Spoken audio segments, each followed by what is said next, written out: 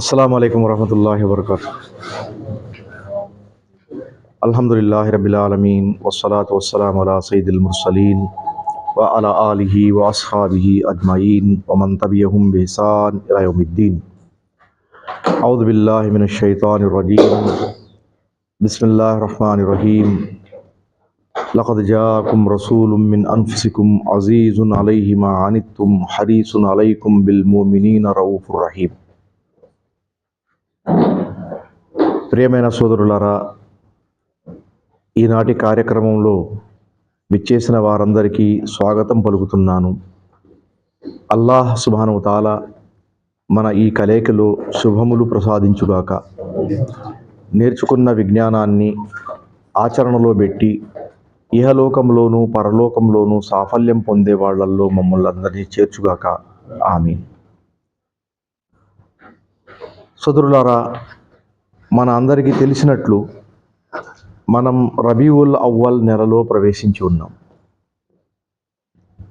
1446వ హిజ్రీ క్యాలెండర్లో సంవత్సరంలో ఇది రబీఉల్ అవ్వల్.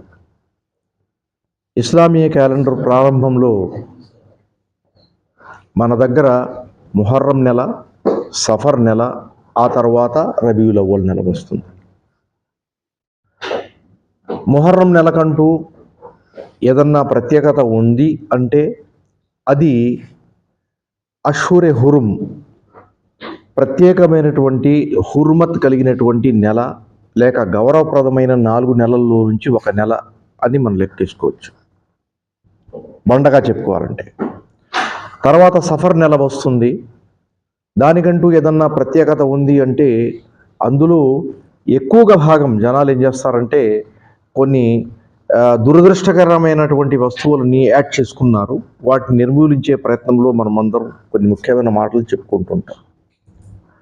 ఇక తరువాతి నెల రబీఉల్ అవ్వల్ నెల. రబీఉల్ అవ్వల్ నెలకు ప్రత్యేకత ఉంది మనందరికీ తెలిసినట్లు. అదేంటంటే రబీఉల్ అవ్వల్ నెలలో మన అందరి ప్రియతమ ప్రవక్త ముహమ్మద్ సల్లల్లాహు అలైహి వసల్లం గారు పుట్టారు. అదే నెలలో ఆయన పరమపదించారు. ఇవి 2 ముఖ్యమైన వస్తువులు, ఒకటి ప్రారంభం, ఒకటి అంతం లేక సమాప్తం. రబీఉల్ అవ్వల్ నెల 12వ తారీఖున మన ప్రవక్త ముహమ్మద్ సల్లల్లాహు అలైహి వసల్లం గారు మరణించారు అనే విషయంలో ఆ మాటకు సంబంధించి ఎటువంటి అనుమానం కానీ, 2 మాటలు కానీ, విరుద్ధ భావనలు కానీ, విభిన్న ఆలోచనలు కానీ లేవు. చరిత్రకారులందరూ ముక్తకంఠంతో చెప్పేది ఏంటంటే 12వ రబీఉల్ అవ్వల్న ముహమ్మద్ సల్లల్లాహు అలైహి వసల్లం గారు మరణించారు. అక్కడ 2వ మాట లేదు కాబట్టి ఇక మనం కూడా మాట్లాడుకోవడానికి స్కోప్ లేదు. ఇక్కడికి వచ్చేటప్పటికి పుట్టిన విషయంలో అనేక విభిన్న భావాలు ఉన్నాయి. కొంతమంది చరిత్రకారులు 12వ రబీఉల్ అవ్వల్న ముహమ్మద్ సల్లల్లాహు అలైహి వసల్లం గారు పుట్టారు అంటే, కొంతమంది కాదు 9 రబీఉల్న పుట్టారు అంటున్నారు. చరిత్ర పుస్తకాల్లో మనం ఇంకా కొంచెం రిఫర్ చేసుకుంటూ వెనక్కి వెళ్తే అక్కడ అనేక భావనలు ఉన్నాయి. కొంతమంది అసలు రబీఉల్ అవ్వల్లో పుట్టనే లేదు అంటున్నారు. కొంతమంది 5వ తారీఖున, కొంతమంది 15వ తారీఖున, కొంతమంది 17వ తారీఖున, కొంతమంది 20వ తారీఖున రబీఉల్ అవ్వల్లో పుట్టారు అంటున్నారు. విభిన్న స్వరాలు అక్కడ వినిపిస్తున్నాయి. అందుట్లో ముఖ్యమైనవి 2. ఒకటి 9వ రబీఉల్ అవ్వల్. ఇది అర్ రహీకుల్ మక్తూమ్లో ఈ విషయాన్ని గట్టిగా నొక్కి చెప్పడం జరిగింది. రెండవది 12వ రబీఉల్ అవ్వల్, అంటే ఏ తారీఖున మరణించారో అదే తారీఖున పుట్టి ఉన్నారన్నమాట. అదే తారీఖున పుట్టి ఉన్నారు అన్నమాట. అంటే ఇప్పుడు దీనికి సంబంధించి అల్లాహ్ సుబ్హానహు తఆలా ఏ నిర్ణయం తీసుకున్నాడో అనేది మనకు తెలియకపోయినా ఉన్నది మాత్రం క్లియర్గా కనపడేది ఏంటి, పుట్టింది 12 రబీఉల్ అవ్వల్, మరణించింది 12 రబీఉల్. ఇది 2వ మాట. ఈ 2 మాటల గురించి మనం మాట్లాడుకుంటూ పోతే మనకు మిగిలేది ఏంటంటే చరిత్రకు సంబంధించిన వివరాలు మాత్రమే. చరిత్రకు సంబంధించిన వివరాలు మాత్రమే. వాటి వల్ల మనకు వచ్చేది ఏమీ లేదు, పోయేది ఏమీ లేదు. ఏదో వస్తుంది అనుకున్న వాళ్ళు తప్పుడోవ పొట్టి రాంగ్ డైరెక్షన్లో నడుస్తున్నారు. వాళ్ళకు వచ్చే లాభం ఏంటో, వాళ్ళకు కట్టుకునే పబ్బం ఏమిటో, వాళ్ళకు దొరికే సంతృప్తి ఏంటో వాళ్ళకి తెలుసు. కానీ మనం ఒక ముస్లింగా, ముహమ్మద్ సల్లల్లాహు అలైహి వసల్లం పట్ల గౌరవ మర్యాదలు కలిగిన వ్యక్తిగా, ఆయన్ని ఒక ప్రవక్తగా తీసుకునే వ్యక్తి ఏ విధంగా ఉండాలి అనే పాయింట్ ఆఫ్ వ్యూతో మాట్లాడుకునే ప్రయత్నం చేద్దాం. ముహమ్మద్ సల్లల్లాహు అలైహి వసల్లం గారు సోమవారం మరియు గురువారం ఈ 2 వారాలు ఉపవాసం పాటించేవారు. ఈ 2 వారాలు ఉపవాసం పాటించుతుంటే జనాలు చూసి ఇవి నఫిల్ ఉపవాసములు గమనించి, అయ్యా ఈ 2 రోజులు మీరు ఉపవాసం పాటిస్తున్నారు కదా, వాటి ప్రత్యేకత ఏమిటి అని అడిగితే ఆయన ఒక మంచి సమాధానం ఇచ్చారు. సోమవారం నేను పుట్టినరోజు, సోమవారం అల్లాహ్ సుబ్హానహు వ తఆలా నాకు దగ్గర ఖురాన్ పంపించాడు,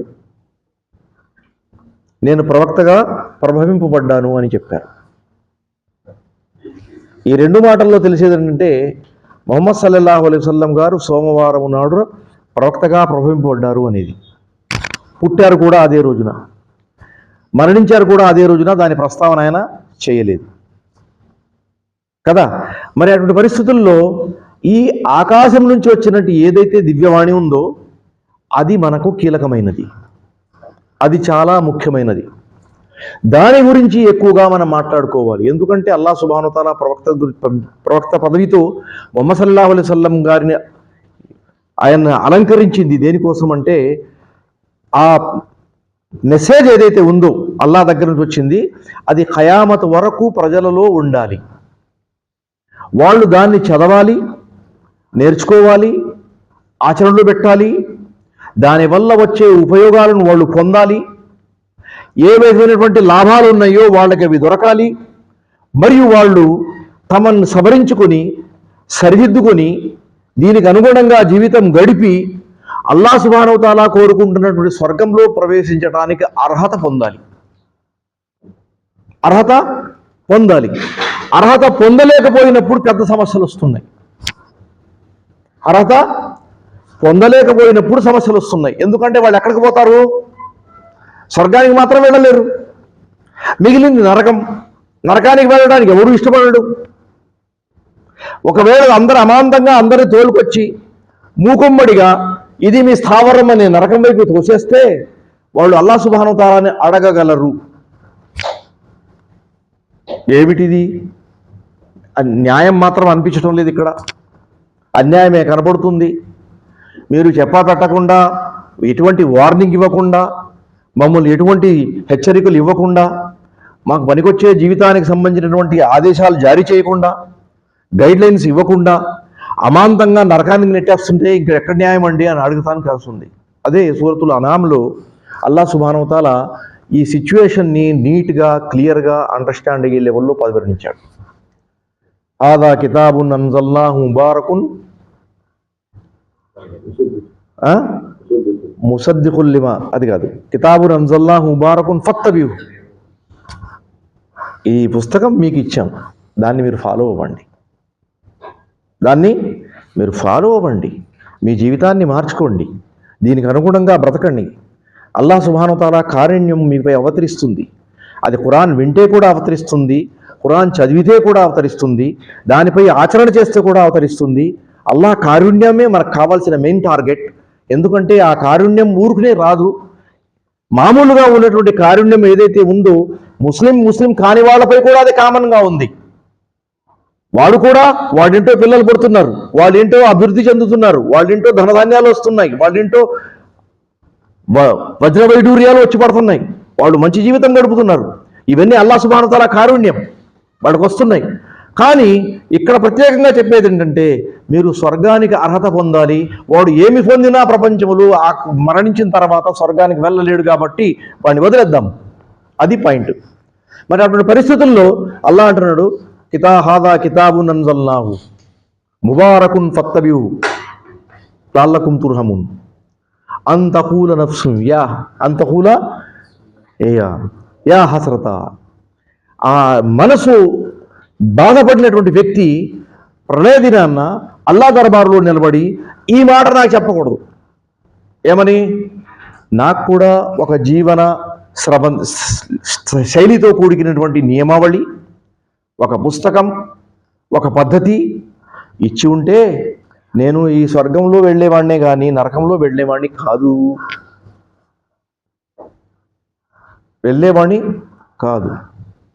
అల్లా అంటున్నాడు, హజ్జాకుం మినల్లాహి, అల్లా దగ్గర నుంచి ఒక పుస్తకం మీ దగ్గరకు వచ్చేసింది. ఆ వచ్చిన పుస్తకం ఉంది ఇక్కడ. పుస్తకం మీరు ఇప్పుడు చదువుకున్న వాళ్ళు, ప్రపంచం మారుతుంది. ఈ మారుతున్న పరిస్థితుల్లో నార్మల్ పుస్తకం అనగానే ఒక పుస్తకం మన మైండ్లో ఉంటుంది. రెండు అట్టలు రెండు వైపులు అటున్నాయి, మధ్యలో కాగితాలు ఉండి అందులో ప్రింట్ చేయబడిన దాన్ని మనం పుస్తకం అంటాం కదా. మరి ఈ రోజుల్లో అటువంటి పుస్తకాలు లైబ్రరీలో సెట్ అయిపోయినాయి. ఈ పుస్తకాలు వచ్చేసినాయి, ఈ బుక్స్ అని వచ్చేసినాయి. ఈ బుక్స్ అండర్స్టాండ్ చేసుకోవడం మనకి ఈజీ అయింది. కానీ అల్లాహ్ సుబ్హానహు వ తఆలా ఆ రోజున ఇచ్చినటువంటి పుస్తకం ఈ బుక్ కూడా కాదు. అది వహీ బుక్, వహీ ద్వారా వచ్చినటువంటి పుస్తకం.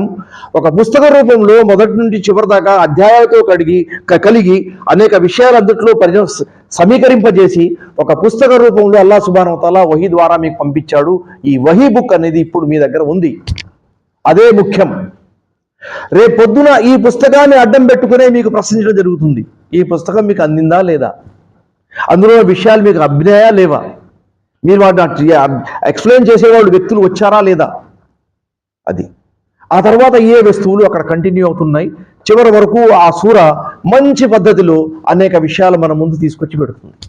సరే, దేని గురించి మాట్లాడుకుంటున్నామంటే ముహమ్మద్ సల్లల్లాహు అలైహి వసల్లం దగ్గరికి ఒక పుస్తకం రూపంలో వచ్చినటువంటి ఈ పుస్తకానికి మనకు ప్రాధాన్యత ఇవ్వాలి. ఎందుకంటే వహీ తర్వాతనే ముహమ్మద్ సల్లల్లాహు అలైహి వసల్లం జీవితం మనకేమైంది?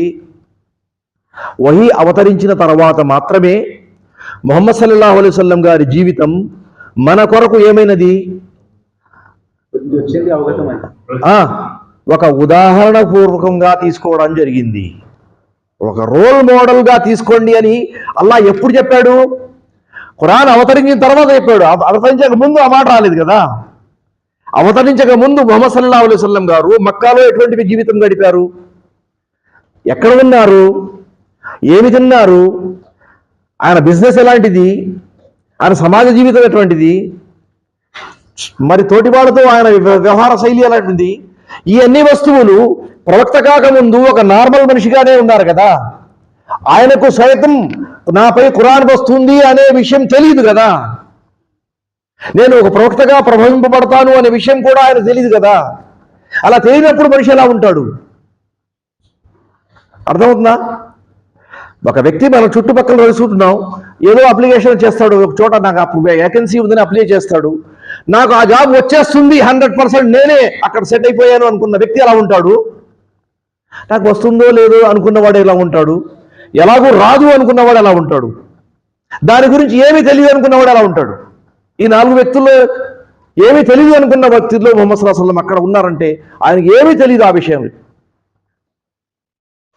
అది మరి అటువంటి పరిస్థితుల్లో ఆయన ఉన్నప్పుడు ఆయన జీవితానికి ఒక వెలుగు, గొప్పతనం, ప్రత్యేకత, ఆయన ఆదర్శపూర్వకమైన జీవితంగా అల్లాహ్ యాక్సెప్ట్ చేస్తూ ఆయన్ని లఖద్ కాన లకుం ఫీ రసూలిల్లాహి ఉస్వతున్ హసన అనే ఆయత్ ద్వారా అల్లాహ్ సుబ్హానహు వ తఆలా ఏం చేశాడంటే ముహమ్మద్ సల్లల్లాహు అలైహి వసల్లం గారి జీవితం ఇప్పుడు ఇక్కడి నుంచి అబ్నార్మల్ లైఫ్ మీకోసం.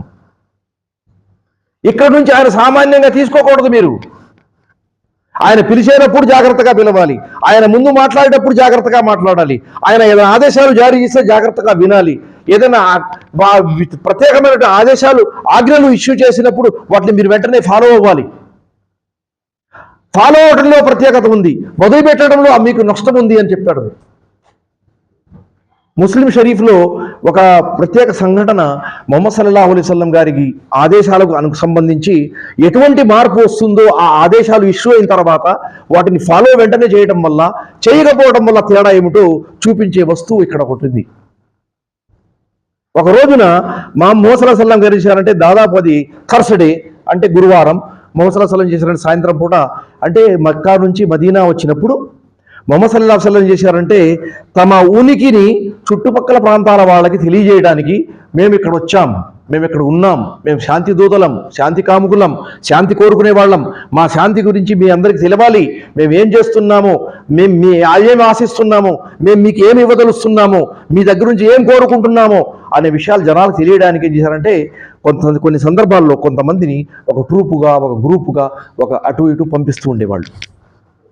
వాళ్ళ దగ్గర ఉన్నట్టు ఒంటెలు కానీ గుర్రాలు పెట్టుకుని ఒక రౌండ్ వేసుకుని పలానా ప్లేన్స్కి వెళ్ళడం రావడం నార్మల్ అలా వెళ్ళడం రావడం. కొన్ని సందర్భాల్లో ఏం చేశారంటే ఫలానా చోట ఫలానా వాళ్ళు ఇస్లాం గురించి ముస్లిం గురించి విరోధం ప్రకటిస్తూ ఏదన్నా కార్యక్రమాలు చేస్తున్నారని వార్తలు వచ్చాయి, వెళ్ళి చూసిరండి ఏం జరుగుతుందో అని చూసి రావడానికి పంపించేవారు. ఆ తర్వాత మార్పు వచ్చి కొన్ని సందర్భాల్లో ప్రత్యేకంగా వెళ్ళి ఇస్లాం గురించి చెప్పిరండ్రా అని పంపించిన సందర్భాలు ఉన్నాయి. అటువంటి పరిస్థితులు మార్పు అనమాట. మరి మొహమ్మద్ సల్లల్లాహు అలైహి వసల్లం చేశారంటే ఒక రోజున గురువారం నాడు అబ్దుల్లా బిన్ రవాహా మరియు ఆయన పిలిచి, ఆయన అన్సారీ గారు ఆయన పిలిచి, అబ్దుల్లా బిన్ రవాహా రేపు మీరు ఏం చేయాలంటే అంటే వాళ్ళ రాత్రి ఏం చేయాలంటే మీరు ఒక 18 మంది తోటి వాళ్ళని తీసుకుని మీరు ఫలానా చోటకి వెళ్ళరండి అని పంపించారు. ఆదేశాలు జారీ చేశారు. ఆదేశాలు జారీ చేసిన తర్వాత ఆయన చేసి సరే అండి ఈయన వెళ్ళాడు అబ్దుల్లా బిన్ రవాహా. వీళ్ళు ఏ పేర్లు మొహమ్మద్ సల్లల్లాహు అలైహి వసల్లం మెన్షన్ చేశారో ఆ పేర్ల వాళ్ళందరూ ఇంటింటికి వెళ్ళి అయ్యా మొహమ్మద్ సల్లల్లాహు అలైహి వసల్లం గారు ఇలా చెప్పారు, మనం అందరూ అక్కడ ఉండాలంట, అందుకని మీరందరూ బయలుదేరండి నేను ఎప్పుడు చెప్పారో వాళ్ళందరూ ఒకళ్ళు కూడా యాడ్ అయిపోయి వాళ్ళందరూ వెళ్ళిపోయారు. మరుసటి రోజున మొహమ్మద్ సల్లల్లాహు అలైహి వసల్లం జుమా ఖుత్బా కోసం మెంబర్పై కూర్చుంటే అబ్దుల్లా బిన్ రవాహా ముందు కూర్చుని ఉన్నారు.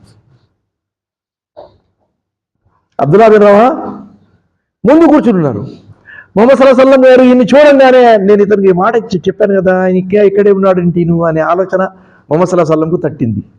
ఈయన వెళ్ళలేదేంటి ఇది.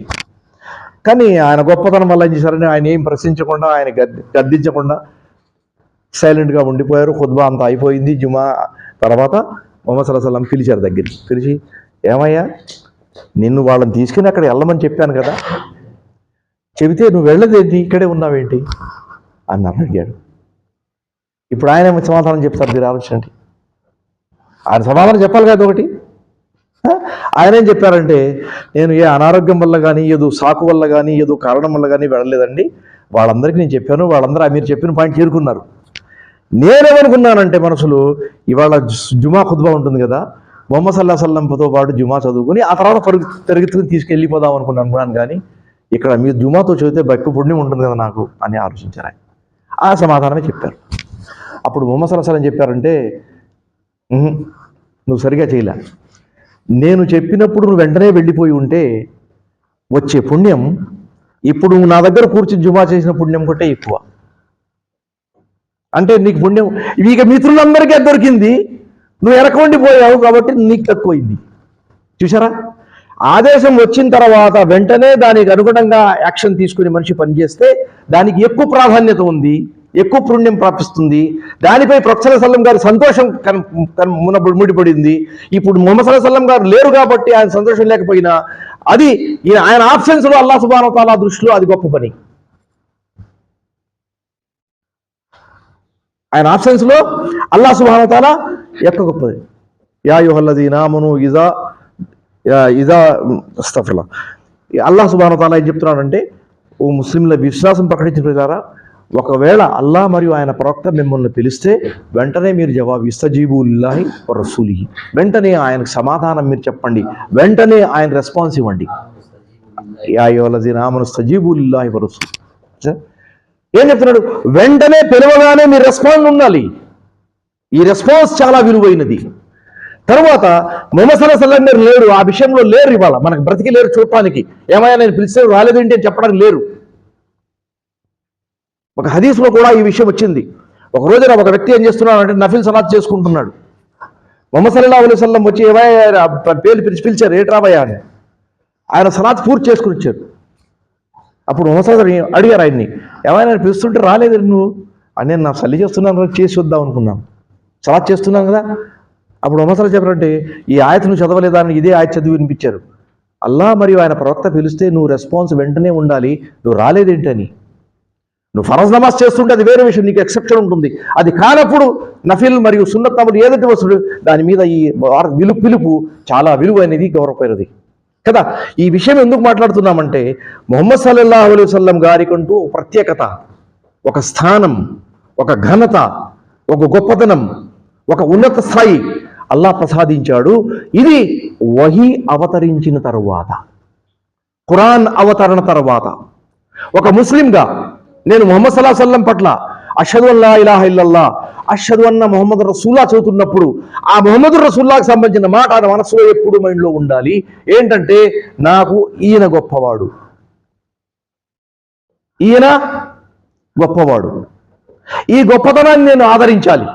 ఎందుకంటే రేపు పనికొచ్చేది నా మాట, నా తల్లి పట్ల ప్రేమ, తండ్రి పట్ల ప్రేమ, లేకపోతే కూతురు పట్ల ప్రేమ, కొడుకు పట్ల ప్రేమ, అన్నదమ్ముల పట్ల ప్రేమ, దగ్గర బంధువుల పట్ల ప్రేమ, లేక ఇంకో విధంగా ప్రేమ, ఆస్తి పట్ల ప్రేమ, ఇటువంటి వస్తువుల పట్ల ప్రేమలు పనికిరావు. పనికొచ్చేది ఇదే అనేది మనకెప్పుడు గుర్తుండాలి అనేది ఈ విషయాన్ని నేను ముడిపెట్టి చెప్తున్నాను. ఏంటంటే అల్లాహ్ సుబ్హానహు వ తఆలా ప్రవక్త ముహమ్మద్ సల్లల్లాహు అలైహి వసల్లం గారికి ఒక ప్రత్యేక స్థానం కల్పించాడు. ఆ స్థానాన్ని మనం కూడా మనసులో ఉంచుకోవాలి. ఒక విషయం. రెండవది, దీనికి సంబంధించింది ఇకని కూడా ఏది మాట్లాడినా దీనికి సంబంధించే వస్తుంది. ఇకని దీనికి సంబంధించిందే వస్తుంది. ఇక మీకు ఏం మిగలలేదు మాట్లాడుకోవడానికి.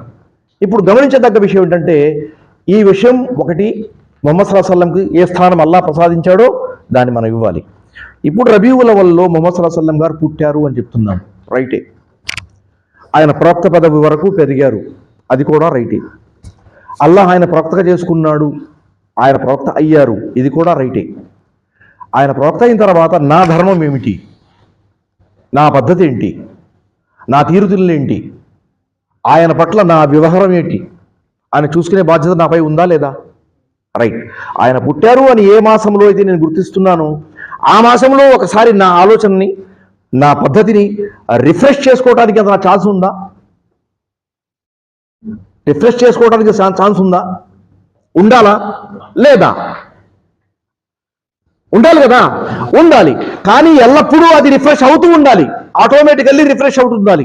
అలా రిఫ్రెష్ కాని వాడికి ఒక సూచకం ఈ నెలలో వచ్చినప్పుడు ఈ వస్తువు ఉంది. ఎందుకంటే ఈ యాక్టివిటీ రిఫ్రెష్ చేసుకోవడానికి దానికంటూ మనకు ప్రత్యేకంగా బిదత్ అనే పాయింట్ ఆఫ్ వ్యూ ఎంటర్ అవసరం. దానికి ఉన్నటువంటి ఈ బిదత్ యాక్టివిటీస్ అంటే నూతనంగా కొత్తగా ధర్మపరంగా పనికొచ్చే వస్తువులు అనే పాయింట్ ఆఫ్ వ్యూతో జనాలు ఇంట్రడ్యూస్ చేశారే, అవి అవసరంలా మనకి. ఆయన డేట్ ఆఫ్ బర్త్ సెలబ్రేట్ చేయవసరంలా. అది చేయకుండానూ మనం ముహమ్మద్ సల్లల్లాహు అలైహి వసల్లం వరకు రాగలం.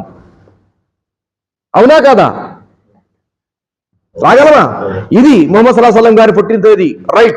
ఇవాళ నేను ముహమ్మద్ సల్లల్లాహు అలైహి వసల్లం జీవిత గాథ అర్-రహీకుల్ మక్తుమ్ ప్రారంభిస్తున్నాను. వచ్చే డేటుకు ముందు ఒకసారి పుస్తకం మొత్తం చదివి చూస్తాను, ఆయన జీవితం ఎలా ఉందో, ఏ విధంగా గడిపారో, నాకు పనికొచ్చే వస్తువులు ఏమున్నాయో నేను భీష్మించుకుని లేకపోతే కాన్ఫిడెన్స్తో ప్రారంభం చేయగలను కదా. అవునా కదా? అది చేయరు. రెండోది, ముహమ్మద్ సల్లల్లాహు అలైహి వసల్లం గారి జీవితంలో అనేక సమస్యలు, ఊడిదొడుకులు అనేక వచ్చినాయి. వాటిలోంచి కొన్ని మన రోజువారీ జీవితంలో జనాల మధ్య చూస్తున్నాం. వాటికి దీనికి సంబంధం.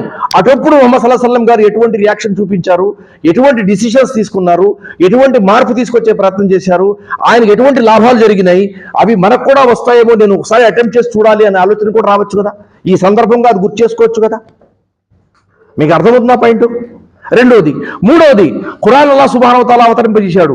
ఇది పర్మనెంట్ గా ఉండేది. ముహమ్మద్ సల్లల్లాహు అలైహి వసల్లం దాని గురించి మాట్లాడుతూ గతంలో అల్లాహ్ సుబ్హానహు వ తఆలా అనేక మంది ప్రవక్తలను పంపించాడు. ఆ పంపించిన ప్రవక్తలకి అనేక సూచనలు మనం ఏమంటాం, మోజిజాత్ ఇచ్చాడు.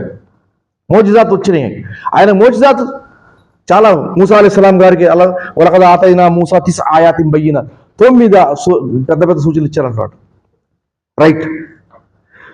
ఈసా అలైహిస్సలాంకి సూరత్ ఆల్ ఇమ్రాన్లో అనేక విషయాలు చెప్పడం జరిగింది కదా. మరి ఆ సూచనల్ని కంపేర్ చేయండి ఒకసారి. ముహమ్మద్ సల్లల్లాహు అలైహి వసల్లం గారు స్వయంగా కంపేర్ చేస్తున్నారు. ఆ సూచనలు ఆయా ప్రవక్తలతో పాటు వెళ్ళిపోయాయి. మూసా అలైహిస్సలాం గారి దగ్గర కర్ర ఉండేది, కర్ర నేల మీద వేసేసి కర్ర పామయ్యేది.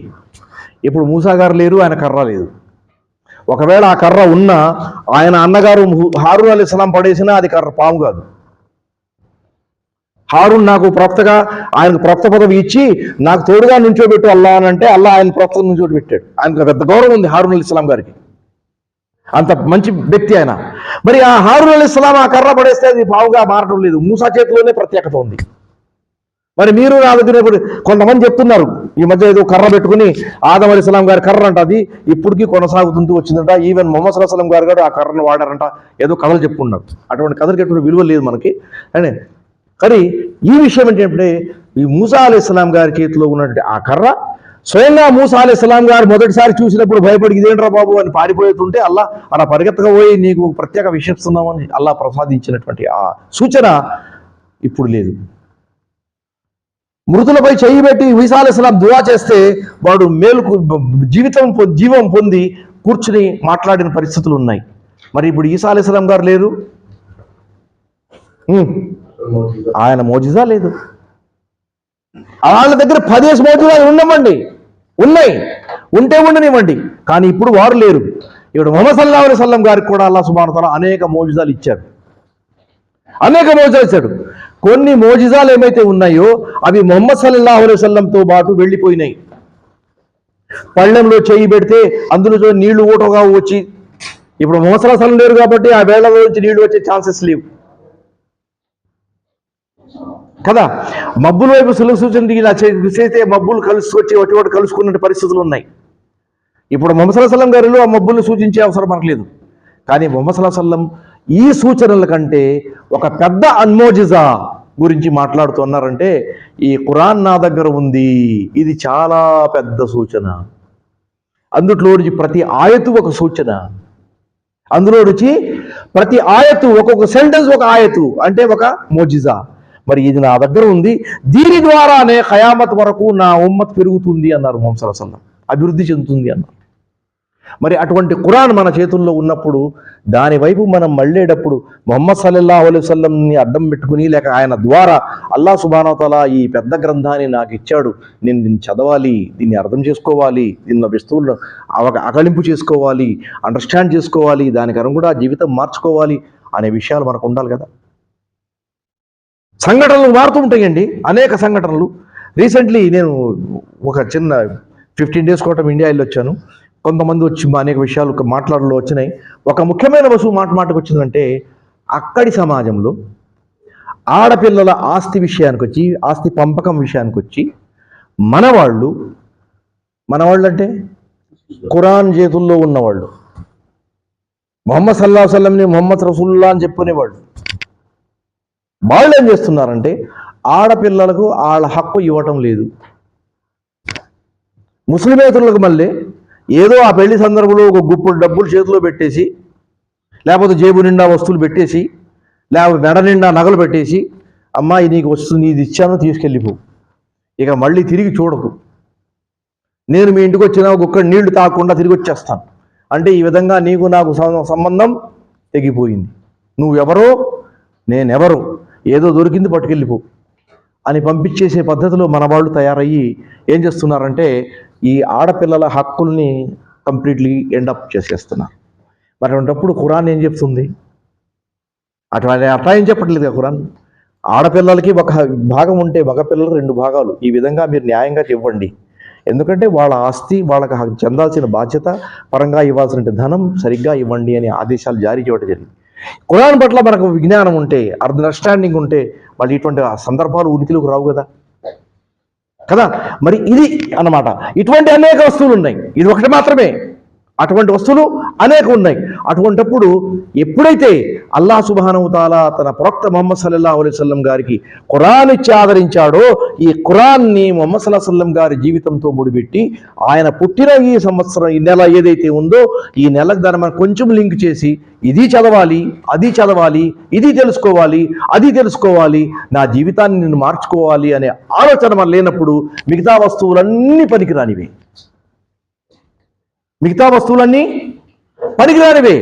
మనం సమాజంలో చేస్తున్నాం. అజాన్ ఎచ్చేటప్పుడు అష్హదు అన్న ముహమ్మద్ రసూలుల్లాహ్ అంటున్నాం, ఆడు 2 బటన్ల వేలు నోట్లో పెట్టుకుంటాడు, కళ్ళకెత్తుకుంటాడు, ఏదో చేస్తాడు, చెయ్యడమండి. కానీ వాడి జీవితంలో మొహమ్మద్ రసూలుల్లాహి సల్లల్లాహు అలైహి వసల్లం సంబంధించినటువంటి అనేక విషయాలు ఉండవు. అదేవిధంగా ఎంతోమంది అనేక విధాలుగా చేస్తున్నారు. ఇప్పుడు రీసెంట్లీ కొంత తెగలు యూట్యూబ్లో అటు ఇటు బొమ్మలు వేస్తుంటారు.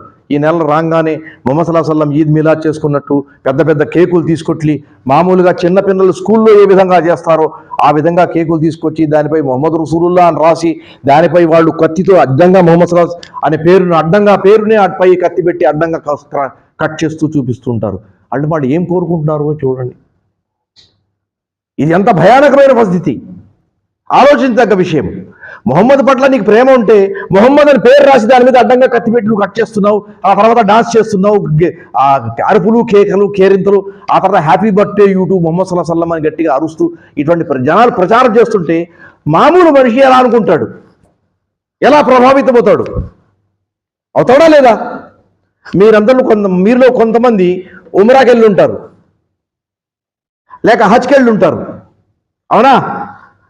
చేయతండి అవాజ్ ఎంతమంది ఉన్నారు? మాషాల్లా 1 2 3 4 5 అవో మాషాల్లా చాలా మంది ఉన్నారు. మీలో చిన్న ప్రశ్న అంటే, కాబతుల్లా దగ్గర తవాఫ్ చేసేటప్పుడు బిగ్గరగా దువా చేసే వాళ్ళని దువా చేస్తుంటారు కదా జనాలు, వాళ్ళని విన్న తర్వాత మీకు ఎలా అనిపించింది? మనసులో ఏమైనా కన్ఫ్యూజన్ ఏర్పడిందా? రాలేదా? నాకు మాత్రం ఏర్పడింది. నేను చదివిన పుస్తకాల్లో ఉందేంటి, మొత్తం వెరసి కలిపితే 2 పేజీలు కూడా అవుతుంది. వీళ్ళేంటి ఇంత పెద్ద పెద్ద పుస్తకాలు తీసుకొచ్చి అరుస్తూ గట్టిగా కేకలిస్తూ బిగ్గరగా దువా చేస్తూ, అసలు మామూలు మనిషి కన్ఫ్యూజన్ అయిపోయి తనను మనిషిపోయి వాళ్ళలో జాయిన్ అయిపోతుంటారు జనాలు. ఆయనతో పాటు ఆమీన్ ఆమీన్ అని చెప్పుకుంటూ పోతుంటారు, వాళ్ళు ఇష్టం వచ్చినట్టు పోతుంటారు. చూసారా దాని ప్రభావం ఇలా ఉంటుంది? బయటి వస్తువుల యొక్క ప్రభావం మనిషిని కన్ఫ్యూజ్ చేసి పారేస్తుంది. కన్ఫ్యూజ్ అవ్వకుండా ఉండాలంటే నా దగ్గర ఉన్న మెటీరియల్ చాలా స్ట్రాంగ్గా ఉండాలి, నా మనసులో దిటువు ఉండాలి, గట్టిదనం ఉండాలి. అది లేనప్పుడు నేను కూడా వాళ్ళతో పాటు ప్రవహించిపోతాను. ఆ ప్రవాహాన్ని అల్లాహ్ సుబ్హానహు వ తఆలా యాక్సెప్ట్ చేయటం లేదు. మీకు ఒక గుడ్డివాడు ఇంకో గుడ్డివాడిని ఫాలో చేయవసరలా, నీ నచ్చింది చెయ్యి. గుడ్డిగా ఏ వస్తువును చేయడానికి అల్లాహ్ సుబ్హానహు వ తఆలా యాక్సెప్ట్ చేయట్లేదు. లియహ్యా మన్ హయ్యా అం బయ్యినతిన్, అల్లా అంటున్నాడు, ఒక వ్యక్తి ఎవరైనా బ్రతికి ఉన్నాడంటే వాడు బ్రతికి ఉన్నాను అనే నిదర్శనం వాడి దగ్గర ఉండాలి. నేను బతికే ఉన్నాను అని ఆ పద్ధతిలో వాడు ఫాలో అవ్వాలి. వాడు బతుకున్నాడు కాబట్టి నేను బతుకున్నాను అనే వద్దు, వాడు నడుస్తున్నాను నేను నడుస్తున్నాను వాడు వద్దు. ఇటువంటి వస్తువులు మామూలుగా మనిషికి చెడు వైపు తీసుకెళ్తాయి, అల్లాహ్ సుబ్హానహు వ తఆలా యొక్క ఆదేశాలకు విరుద్ధంగా తీసుకెళ్తాయి. దీనికి ఎటువంటి ప్రాధాన్యత లేదు అనే విషయాన్ని ఖురాన్ చేస్తుంది. అందుకని ప్రతి వ్యక్తి, ఇదివరకు నేను మాటలు చెప్పాను, ఇది నాది, నాకంటూ ఒక ప్రత్యేకత ఉంది, నేను దీన్ని సంరక్షించుకోవాలి. ఈమాన్ నాది, సలాత్ నాది, జకాత్ నాది, ఉపవాసం నాది, హజ్ నాది, నేను ఆచరిస్తున్నాను. ఈ నా కర్మలు, నా కార్యములు, నా యాక్టివిటీస్ ఇవి అల్లాహ్ సుబ్హానహు వ తఆలా దర్బార్లో ఆయన కోసం నేను చేసినవి. వీటిని సురక్షితం చేసుకోవాలి, మంచి పద్ధతిలో చేయాలి, వాటిని నేను కాపాడుకోవాలి ఆలోచన లేనప్పుడు మన సలాత్కి వెళ్ళి ఉంటుందండి.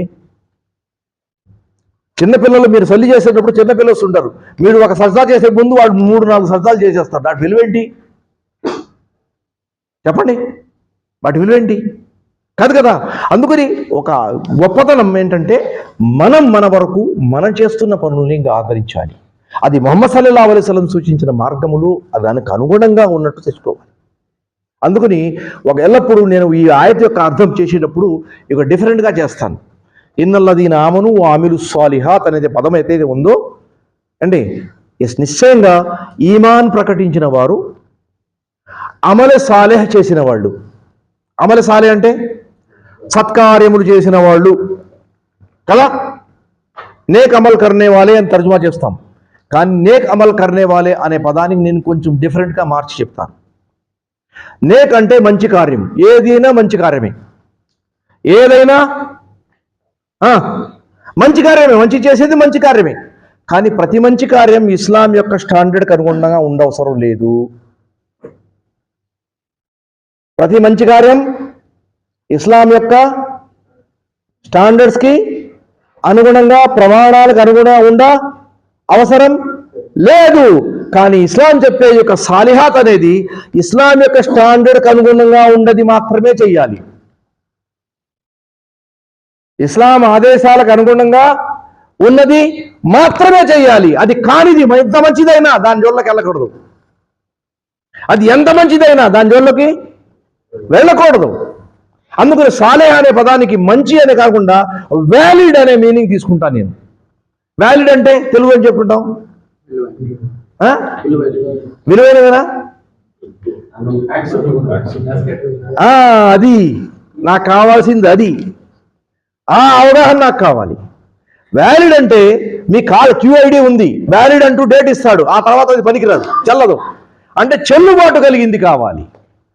అల్లా దృష్టిలో అది చెల్లాలి. మన మాట చెల్లుతుంది. మన వాల్యూ, మనం చేస్తున్న కర్మలు చెల్లాలి, యాక్సెప్టబుల్ ఉన్నాయి. అది ఏమంటాం ఇంకో పదం, సమ్మతమైనది, చెల్లుబాటు కలిగింది. చెల్లుబాటే కరెక్ట్ పదం అనుకుంటా. వ్యాలిడ్ అనేది చెల్లుబాటు, దానికి ఉండాలి. ఆ విషయం మనకు ఎప్పుడు గుర్తు ఉండాలి. ఎందుకంటే మంచి కార్యం అనగానే ఇప్పుడు ముస్లిమేతరులు ఎంతో మంచి పనులు చేస్తున్నారు, చేయటం లేదా? వాళ్ళ పనులన్నీ యాక్సెప్ట్ అవుతాయా, చెల్లుబాటు అవుతాయా? అంటే మన ప్రమాణంలో పెట్టి చూసుకోవాలిగా అది చెల్లుద్దా లేదా అని. అప్పుడు మనం గుర్తుంచుకోవాల్సిన వస్తువు అది. అమిరు సాలిహాత్ అంటే చెల్లుబాటు ఉన్న పనుల్లోనే మీ సమయాన్ని మీరు గడపాలి. ఇప్పుడు ఈ ముగ్గురు వ్యక్తుల యొక్క హదీస్ గురించి మీకు ఆల్రెడీ చెప్పాను.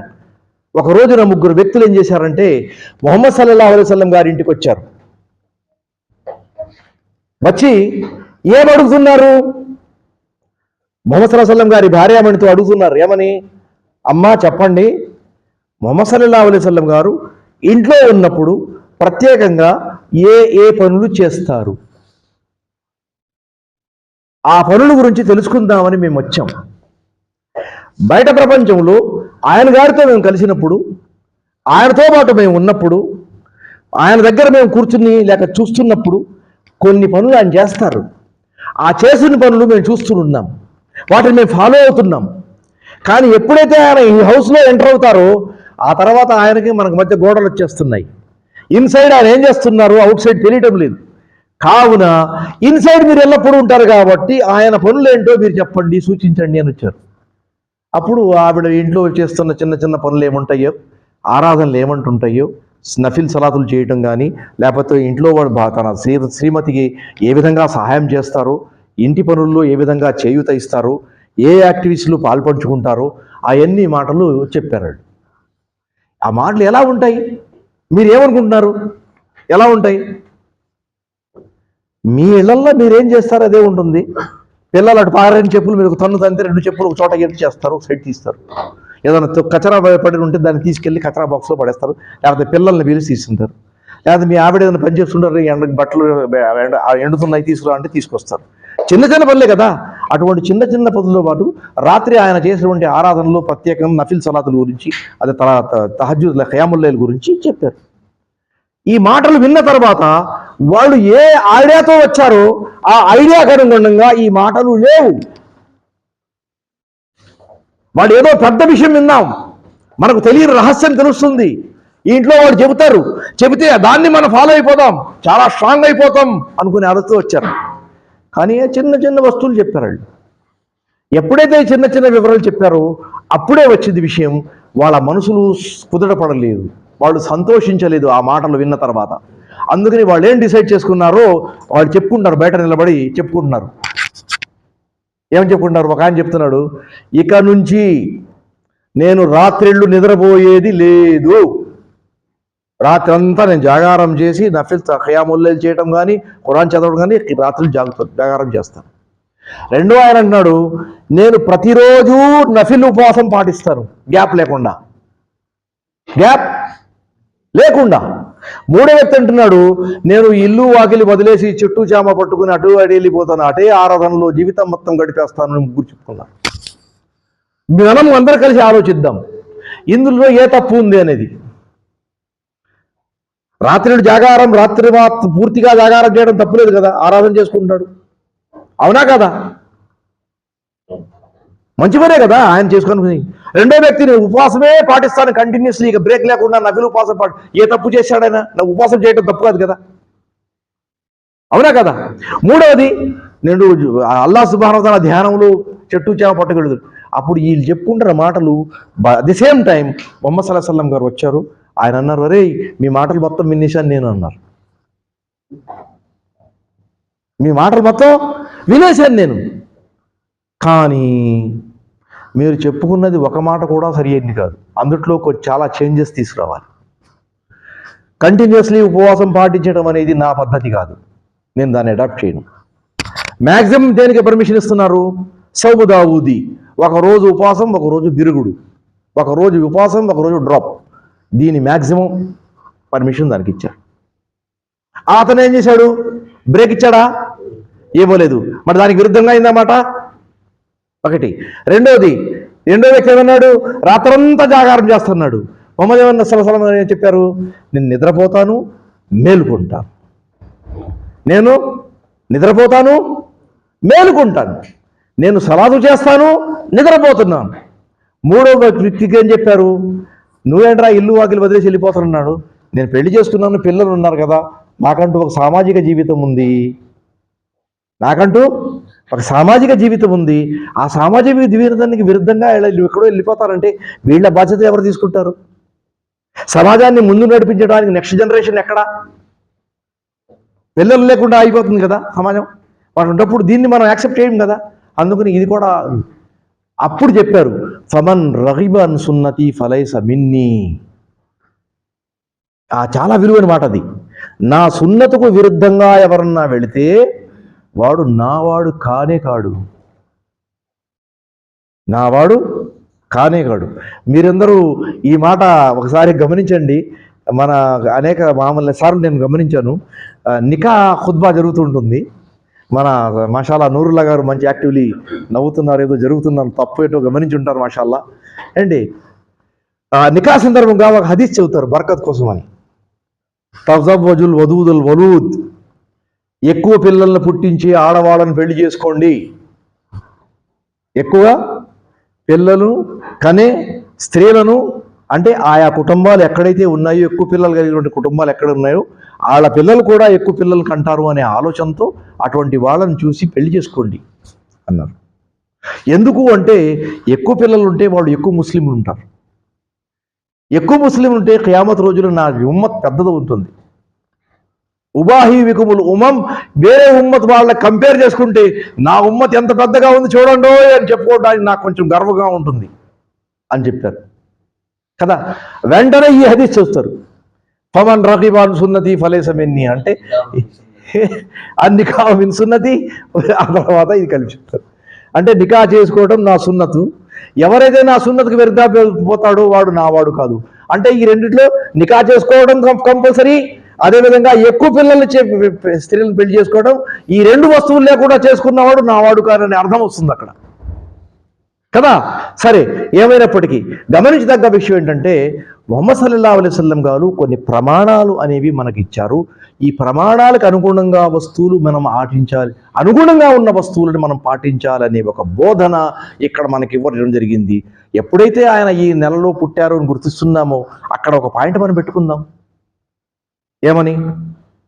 ఇక నుంచి నేను ముహమ్మద్ సల్లల్లాహు అలైహి వసల్లం యొక్క ఆచరణకు సంబంధించిన ఆథెంటిక్ వస్తువులు ఏమన్నాయో, ముహమ్మద్ సల్లల్లాహు అలైహి వసల్లం ద్వారా మనకు తెలిసినటువంటి ఆథెంటిక్ వస్తువులు, అదేవిధంగా ఆధారపూరితమైన వస్తువులు, సహీ పుస్తకాల్లో ఉన్నటువంటి వస్తువులు, వేటిని నేను ఎంతవరకు చేస్తున్నాను, ఏ సంబంధం లేనటువంటి సమాజాల్లో ఏదో జనాలు చేసుకుంటూ పోతున్నారని నేను చేసుకుంటూ పోతున్నాను అదే కొంచెం తేడా చూసి వచ్చి ఒక వస్తువుని నేను స్టాండర్డ్గా పెట్టుకుంటాను, చూస్తాను ఈ సంవత్సరం ఎలా ఉంటుందో అని పెట్టుకోవచ్చు కదా. అందులో తప్పే ఉంది. ఒక మంచి వస్తువు మనకు అవగాహనకు వస్తుంది కదా. ఇది రెండో వస్తువు. మూడోది ఏంటంటే ముహమ్మద్ సల్లల్లాహు అలైహి వసల్లం గారి జీవితం గురించి మనం మాట్లాడుతున్నాం. కొన్ని సందర్భాల్లో కొన్ని సంఘటనలు ఇటువంటి కథల రూపంలో జనాలు పెద్ద పెద్దవి చెప్పిస్తారు, హైలైట్ చేసేస్తుంటారు. కొన్ని సందర్భాల్లో అవి కొన్ని స్టాండర్డ్ పుస్తకాల కంటే చాలా లో లెవెల్లో మౌజు అంటే కట్టుకథలు, వాటికి ఎటువంటి ఆధారం ఉండదు. జైఫ్ రివాయతులు అంటే ఆ రివాయతులో వస్తువు తీసుకోవడానికి భయపడే లెవెల్లో ఉన్నటువంటి జైఫ్ అంటే అందుట్లో చైన్ ఏదైతే మనుషుల ద్వారా వస్తుందో అవి చాలామంది బలహీనమైనటువంటి చైన్తో కలిగినటువంటి వస్తువులతో మన దగ్గర వస్తున్నాయి. వాటిని కూడా మనం అడాప్ట్ చేసుకుంటూ పోతున్నాం. సహీ హదీస్తో కంపేర్ చేస్తే ఏమవుతుందంటే వాటి విలువ తగ్గిపోతుంది. అటువంటి వస్తువులు కూడా మనం జాగ్రత్త పడాల్సిన అవసరం మనకు ఉందని నేను ఈ సందర్భంగా మిమ్మల్ని గుర్తు చేస్తున్నాను. అది ఎలా తెలుస్తుంది అనేది, ఎలా తెలుస్తుంది? ఏమనుకుంటారు ఎలా తెలుస్తుందో? ఎలాగో తెలియదు కదా, ఊరికి ఎక్కడ రాసి ఉండదు కదా, ఈ వ్యక్తి ఫలానా వ్యక్తి మంచివాడు అని ముఖం మీద రాసి ఉండదు కదా. బట్ ఆ వ్యక్తి మంచివాడో చెడ్డవాడో తెలుసుకోవాలంటే ఆయనతో మనకు కొన్ని ఇంటరాక్షన్ అవ్వాలి, ఆయన కలవాలి, ఆయనతో మాట్లాడాలి, ఆయనతో సత్సంబంధాలు ఏర్పరచుకోవాలి. ఆ తర్వాత ఆయన తర్వాత ట్రాన్సాక్షన్స్ ఉంటాయి. ఆ తర్వాత ఆయనతో కలుపుదో తర్వాత ప్రయాణాల్లో కానీ ఎటు కానీ ఒంటరిగా ఉన్నప్పుడు దాంతో మనం జీవన వ్యవహారంలో ఆయనతో పాటు యాక్టివిటీస్ ఉంటాయి. అటువంటిప్పుడు మనిషి ఎవరో ఎటువంటివాడో తెలుస్తుంది కదా. అవునా, అంతే కదా. మరి అటువంటి పరిస్థితుల్లో ఈ హదీసుల విషయంలో సంబంధించి కూడా ఇది ముహమ్మద్ సల్లల్లాహు అలైహి వసల్లం గారి మాటేనా కాదా, దీనికంటూ ఒక స్థానం ఉందా లేదా, దీనికంటూ ఒక విలువ ఉందా లేదా, ఇది యాక్సెప్టబులా కాదా అనే విషయానికి సంబంధించి కొంత సమయమన్నా మనం ఇవ్వాలిగా, కొంత సమయమన్నా ఇవ్వాలిగా. ఇవ్వకపోతే ఎలా తెలుస్తుంది చెప్పండి? ఇవ్వకపోతే ఎలా తెలుస్తుంది? ఎలాగూ తెలియదు కదా. అటువంటప్పుడు ఇది కూడా ఈ సందర్భంగా మనం గుర్తు చేసుకుని మిగతా జీవితంలో ముందున్న జీవితంలో కొన్ని ఒక మార్పులు తీసుకొచ్చే ప్రయత్నం చేస్తాను అనే ఆలోచన మనకు రావాలి. చివరిగా ఏంటంటే, ఇప్పుడు ముహమ్మద్ సల్లల్లాహు అలైహి వసల్లం గారు ఈ నెలలో పుట్టారు, రైటే. ఆయన పుట్టారు, నేను చప్పట్లు కొడుతున్నాను, గట్టిగా అరుస్తున్నాను, దానివల్ల వచ్చేది ఏం లేదు కదా. ఇక మిగిలింది ఏం చేయాలి? ఖురాన్ ఏమని చెప్తుందంటే, ముహమ్మద్ సల్లల్లాహు అలైహి వసల్లం గారి అడుగుజాడల్లో మీరు నడవండి. ఖుల్ ఇన్ కున్తుం తుహిబ్బూనల్లాహ ఫత్తబిఊని. అల్లాహ్ సుబ్హానహు తఆలా పట్ల మీకు కనుక ప్రేమ ఉంటే, నేను అల్లాహ్ని ప్రేమిస్తున్నాను అనే ఆలోచన మీకు ఉంటే, ఆ ఆలోచన మీరు సార్థకం చేసుకోవాలనుకుంటే మీకు ఒక మార్గం ఒకటి ఉంది. ఆ మార్గం ఏమిటంటే, ముహమ్మద్ సల్లల్లాహు అలైహి వసల్లం గారు నడిచిన మార్గంలో, ఆయన అడుగుజాడల్లో మీరు నడవాలి. ఆ ఆయత యొక్క అర్థం అది. మీరు నా అడుగుజాడల్లో నడవండి. అడుగుజాడలు నేను నడవను అనుకుంటే మీరు ట్రాక్ అవుటర్గా ఉన్నట్టే లెక్క. ఇక ముహమ్మద్ రసూలుల్లాహ్ని దేనికి చెప్తున్నట్టు ప్రశ్న వేసుకోవాలి. అవునా కాదా? అర్థమవుతుందా మాట? మరి ఇటువంటి పరిస్థితుల్లో మనం ఏం చేద్దాం అనేది మనం డిసైడ్ చేయాలి. దీనికంటూ ఒక సమయం కావాలి, చిత్తశుద్ధి కావాలి, సమయం కేటాయించాలి. దీనికి సంబంధించి నేను ఎంత సమయం కేటాయించగలను అని మనలో ప్రతి ఒక్కరు డిసైడ్ చేసుకోగలరు. నేను చిన్న సలహా, మామూలుగా వచ్చే సలహాలో ఒకటి ఏంటంటే, ప్రతిరోజు 10 నిమిషాలు కేటాయించండి. ఎంత? 10 నిమిషాలు. ఆ 10 నిమిషాల్లో నుంచి ముహమ్మద్ సల్లల్లాహు అలైహి వసల్లం గారి జీవితానికి సంబంధించిన వస్తువు తప్పకుండా ప్రతిరోజు నేను చదువుతాను. ఆ 10 నిమిషాల పాటు నేను చదవందే నిద్రపోను అని మీరు నిర్ణయించుకోవాలంతే. మీ విల్ పవర్ని మీరు చూపించాలంటే. ఎందుకంటే ఎవడు వచ్చి మిమ్మల్ని అడగడు, ఎవడు వచ్చి మిమ్మల్ని ఎందుకు చేయలేదురా అని అడగడు, ఎవడు రోజున ఫోన్ చేసి ఇది చేశావా అని గుర్తు చేయడు. మీరు డిసైడ్ చేసుకుని ఏం చేయాలంటే, ప్రతిరోజు కొంత భాగం నేను ముహమ్మద్ సల్లల్లాహు అలైహి వసల్లం గారి జీవితాన్ని గురించి చదువుతాను. 1 పేజీ, 2 పేజీలు, 3 పేజీలు, ఎంత అయితే అంత. ఒకే రోజు మొత్తం ఆ సగం పుస్తకం చదివేసి ఇక 2 సంవత్సరాల పాటు చదవకుండా వదిలేస్తాం అంటే వద్దు, అది వద్దు. దానివల్ల లాభం లేదు. మరి ఈ ఐడియా మీకు ఎలా నచ్చితే దీన్ని అందరూ కలిసి ఫాలో చేద్దాం.